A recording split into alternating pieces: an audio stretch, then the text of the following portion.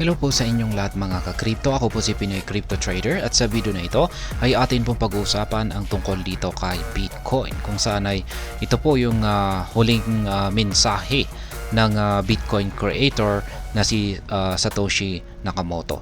Yan, kanyang huling mensahe para sa lahat bago po siya naglaho or tuluyan pong nawala.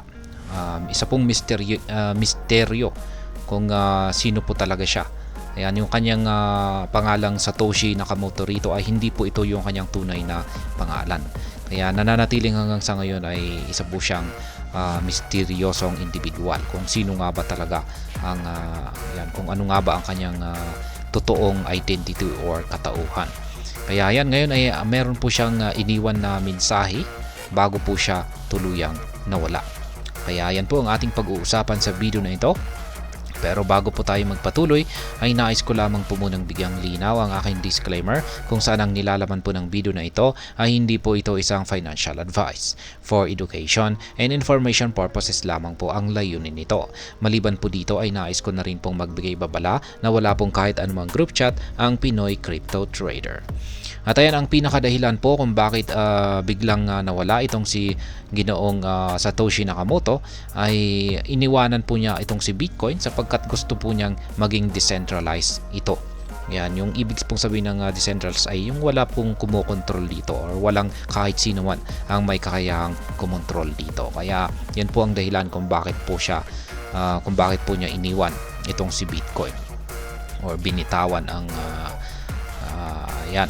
At ayon po sa kanya ay yan po talaga yung gusto niyang mangyari dito kay Bitcoin at nais niyang ipagpatuloy ito. Ayan, ng mga naiwan pong mga developers. Ayan, ang panatilihin ang pagiging decentralized nito. At syempre ganyan na rin po yung nangyari kay Shiba Inu. At ganyan rin po yung dahilan kung bakit binitawan na rin ng creator nito itong si Shiba Inu para maging decentralized ito. Kaya ayan, fully decentralized. At ayan, bago po tayo magpatuloy ay nais ko lamang po munang bigyang linaw ang aking disclaimer kung saan ang nilalaman po ng video na ito ay hindi po ito isang financial advice. For education and information purposes lamang po ang layunin nito.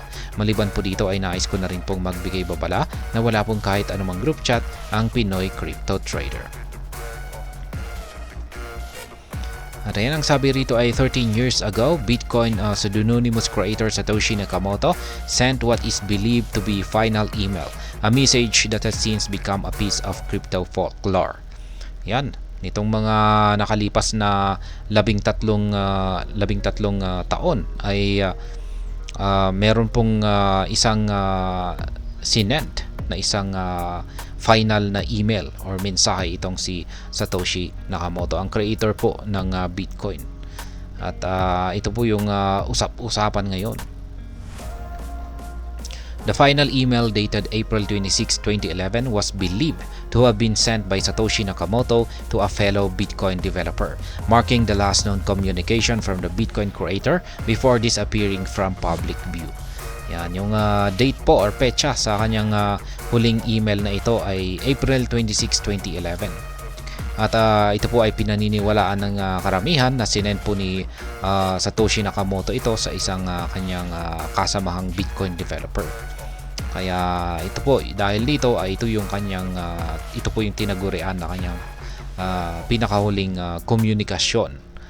Ayan, sa publiko or sa pananaw ng buong crypto community. Kaya ayan, pinost po ni Rizzo yung email na ito. Ayan, Satoshi Nakamoto. Gumagamit po siya ng satoshi@gmx.com. Yan po yung kanyang email. Ito po yung petsa, April 26, 2011, 10:29. At ito po yung kanyang mensahe. I wish you wouldn't keep talking about me as a mysterious shadowy figure. The press just turns that into a pirate currency angle. Kaya yan, ang nais niya rito ay yan, sana ay tigil-tigilan daw na yung usap-usapan na kung saan ay isa siyang misteryosong tao.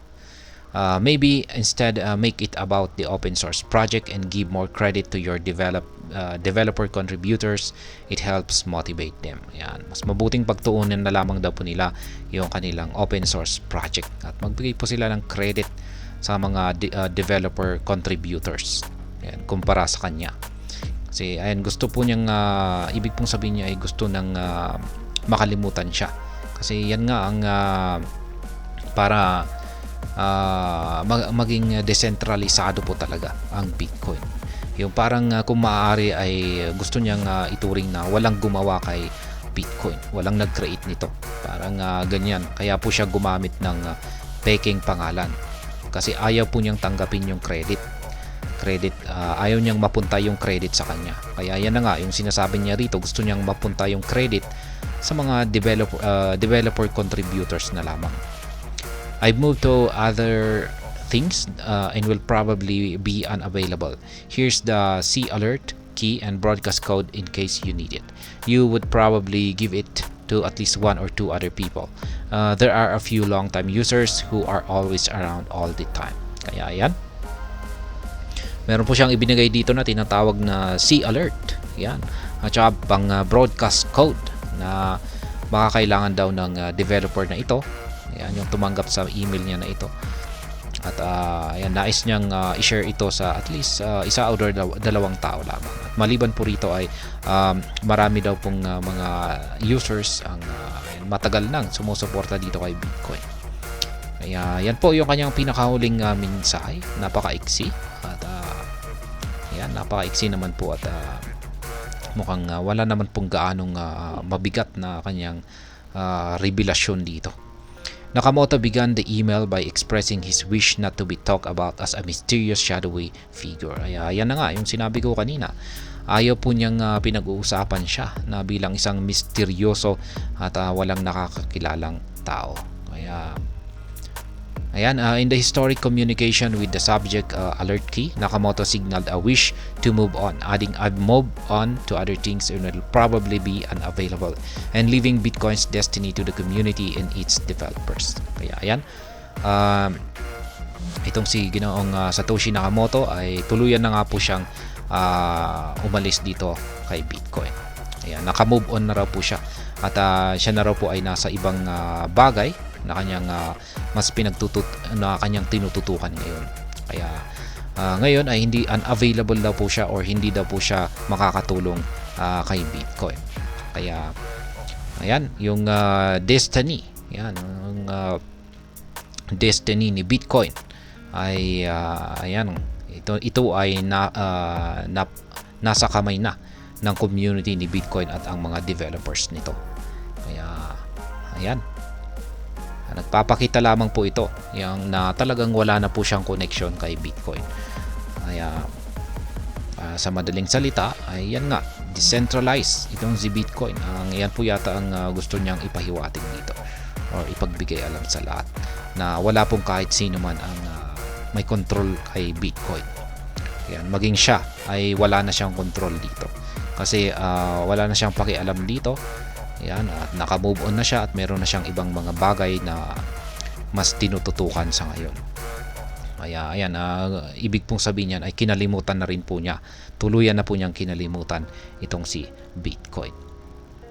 At ayan, hanggang dito na lamang po tayo sa video na ito. Sana po ay inyong nagustuhan ang aking paliwanag sa video na ito. Kung inyo po itong nagustuhan ay pakiclick lamang po ang like button nito. Para naman po sa mga bago lamang dito, kayo po ay aking inaanyayahan para mag-subscribe. Pakiclick na rin po ang bell icon nito dahil ito po ang siya magsisilbing notification nito sa mga bago kong videos na akin pong ina-upload sa aking YouTube channel na ito. Marami pong salamat sa panonood. Ingat po tayo lagi at God bless po sa ating lahat.